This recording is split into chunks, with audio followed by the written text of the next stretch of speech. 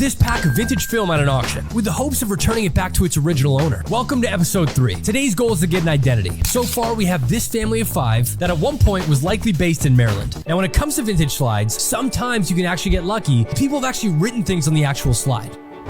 Like this. This photo right here, this is of the youngest girl in the family. On this slide, it says Laura, age 4.5 years old, church picnic. Now, this photo was taken in August of 1976. So if she was 4.5 then, she must have been born around January of 1972. When we go back to 1972, we have this photo. Absolute cutest photo of Laura with her 2 brothers. And she looks to be only a few months old. So that checks out. Now, unfortunately, the other slides didn't have any writing. But this particular photo, if you zoom into the artwork on the fridge, in the bottom corner, it says Andrew. It also says Andrew on this one as well, which means either the middle child's name is Andrew or the oldest is Andrew. Last night, as I was going through all the photos, I came across this one. Now, this one will be censored for this episode, but I want to let you know on Monday when the next episode comes out, I will reveal the last name. But in this photo, we have the middle child holding up a graduation certificate from kindergarten saying Michael, last name. There it is. We have Andrew, the oldest boy, Michael, the middle child, and Laura, the youngest daughter. Unfortunately, I found no information on either of the parents, but the combination of 3 sibling names might be enough to pull up some documents. I will say it's a very common last name, which when I do searches like this, it makes it like 10 times harder. Andrew, Michael, Laura, they're not like they're specific to the 70s. There's a ton of kids named Michael and Laura, and you slap on a common last name,